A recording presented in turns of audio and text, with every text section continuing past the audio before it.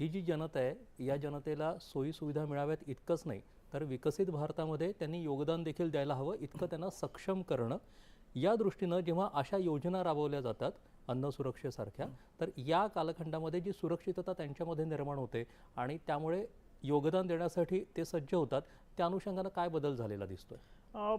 बऱ्याच योजना आहेत. म्हणजे आता या काळामध्ये बघा, मागील 10-12 वर्षामध्ये आणि विशेषतः ज्या काळामध्ये विकसित भारताची कल्पना, विकसित भारत 2047मध्ये करण्याचं जे स्वप्न आपण बघतो आहे आणि प्रत्येक योजना ही त्या कल्पनेला जोडल्या गेलेली आहे. आणि ही जोडल्या गेली आहे ही फक्त म्हणजे लँग्वेजच्या लेवलला किंवा कल्पनेच्या लेवलला नाही, तर त्याचं एक आता एक आपली बॉर्डर याच्यामध्ये आपण जी ॲस्पिरेशनल डिस्ट्रिक्टची जी योजना आहे तिचं आणखी एक्सपान्शन करून त्याला ॲस्पिरेशनल ब्लॉक्स त्याच्यामध्ये ॲड केलेले आहेत.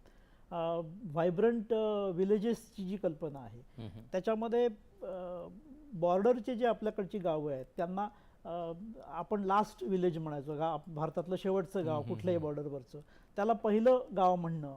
आता हे एक भाषेचा फरक आहे, पण त्याच्यामध्ये तुम्ही ॲटिट्यूड्स कसे बदलू शकता, मानसिकता तुम्ही पूर्णपणे बदलू शकता ती. आणि मग तिथे त्यांनी ती आयडिया बॉर्डर्स व्हायब्रंट विलेजेसला, बॉर्डरमधल्या जे विलेजेस आहेत त्यांना तिथे वेगवेगळ्या योजना देताना नॅशनल सिक्युरिटी या आयडियाशी ते जोडलेलं आहे की बॉर्डर्सची गावं आहेत तिथे नॅशनल सिक्युरिटीची आयडिया जास्त हे राहील. त्यामुळे त्यांनी त्या कल्पनेला जे जोडलं याच्यामध्ये याच्यामध्ये ग्रँड डिझाईन दिसतं की लोकांना त्याच्यामध्ये इन्व्हॉल्व करून घ्यायचं. आणि विकसित भारताची कल्पना म्हणजे आपल्याकडे आपण पुष्कळदा म्हणतो आणि सगळ्या सरकारांनी स्वप्न पाहिलेली आहेत आणि ते योग्यच आहे त्याच्यामध्ये, पण जास्तीत जास्त लोकांना त्या स्वप्नामध्ये सहभागी कसं करून घेता येईल आणि आम्हाला त्या जसं ते आपण स्वप्नाकडे जातो आहे भारत देश, त्यामध्ये आम्हाला काय मिळतं आहे, आम्ही कसे स्टेक होल्डर्स त्याच्यामध्ये आहे, ही कल्पना जास्तीत जास्त लोकांना स्पर्श कशी करू शकेल, हे मोदींच्या काळामध्ये सगळ्यात याचं एक्सपान्शन झालं. आपण मग अशी अन्न सुरक्षेबद्दल बोलत असताना तुम्ही जनधन योजनेचा देखील उल्लेख केला. जनधन योजना सुरू झाली तेव्हा भर होता तो प्रत्येक कुटुंबाला बँकिंग व्यवस्थेशी जोडण्यावरती. आज कोट्यवधी खाते उघडले गेले आहेत. या बदलाचा सामान्य नागरिकांच्या आर्थिक आयुष्यावरती नेमका काय परिणाम झाला? प्रचंड फरक झाला. कारण जिथे अगेन कल्याणकारी राज्यामध्ये तुम्ही त्या कल्याणासाठी सरकारवर अवलंबून असतं आणि त्या सरकारी सगळ्या योजनांचा फायदा तुम्हाला कशा स्वरूपात होणार. एक असतं की सरकारने तुम्हाला योजना दिली, तुम्ही त्या योजनेचा लाभ घेण्यासाठी तुम्हीच समोर यायचं, तुम्हीच वेगवेगळ्या ऑफिसेसमध्ये जायचं, तुम्हीच सगळी कागदांची आणि त्या अटी शर्तींची पूर्तता करायची. आणि दुसरा प्रकार असतो की तुम्हाला ती वेलफेअर स्टेटची आयडिया तुम्ही एंटायटल्ड आहात, तुम्ही लायक आहात त्या स्कीमसाठी आणि तुम्हाला आयडेंटिफाय करण्यात आलेलं आहे. मग ते तुमच्या अकाउंट्समध्ये यायला पाहिजे. मग त्यासाठी तुमचे अकाउंट्स आहे का, म्हणून खूप बेसिक सुरुवात केली जनधन अकाउंट्सनी आणि मग पुढे येणाऱ्या सगळ्या सरकारी योजना या त्या याच्याशी तुमच्या अकाउंटशी लिंक झाल्या. त्यामुळे यातनं बरेचसे मधले अडसर दूर झाले.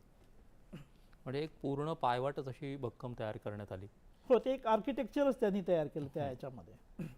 सर, एक काळ असा होता की सरकारी लाभ मिळवण्यासाठी अनेक स्तर पार करावे लागत. आज जनधन असेल, आधार असेल आणि मोबाईल या त्रिसूत्रीची चर्चा होते. शासन आणि नागरिक यांच्यातले व्यवहार अधिक थेट होण्यात या व्यवस्थेची भूमिका कशी राहिली आहे? फार महत्त्वाची भूमिका राहिलेली आहे. आणि यामध्ये शासन आपल्याला काही देणं लागतं, कारण आपण हे निवडलेलं सरकार आहे. असे कुठल्याही सरकारबद्दल जनतेची भावना असते आणि त्याच्यानंतर त्या सरकारचं काम असतं की ज्या गोष्टींसाठी तुम्हाला निवडलेलं आहे त्या गोष्टी तुम्ही डिलिव्हर करायच्या. आपल्यासारख्या आपल्या देशामध्ये आपल्या साईजमध्ये त्या डिलिव्हर कशा करायचा हा प्रश्न सगळ्याच सरकारांना होता. आणि थोडं थोडं करताना प्रत्येक सरकारने ही सगळी यंत्रणा कार्यान्वित करण्याचा किंवा त्याला कार्यक्षम करण्याचा प्रयत्न केला. याच्यामध्ये या काळामध्ये आपण 12 वर्षांच्या काळामध्ये हे पाहिलं की तंत्रज्ञानाचा वापर करून बेनिफिशियरीजला आयडेंटिफाय करून सरकारच्या योजनांवरचा भरोसा वाढवण्यात आला. त्यामुळे लोकांना वाटलं की नाही, आपल्यासाठी योजना आहेत पण त्या आपल्यापर्यंत पोचत नाही, असा जो अनुभव होता तो बहुभविषयी या सरकारमध्ये दूर झाला. की ही आपल्यासाठी योजना आहे, एखादी नवीन योजना सरकारने अनाऊन्स केलेली आहे, त्याच्यामध्ये हा बेनिफिट या टार्गेटेड लोकांना मिळणार आहे, तो मिळेल आणि त्यामध्ये फारसे अडसर निर्माण होणार नाही, असे रिझल्ट्स या सरकारने दिले. आणि त्यामुळे सरकारच्या योजनांवर आणि सरकारच्या डिलिव्हरी मेकॅनिझमवर भरोसा या सरकारमध्ये वाढला.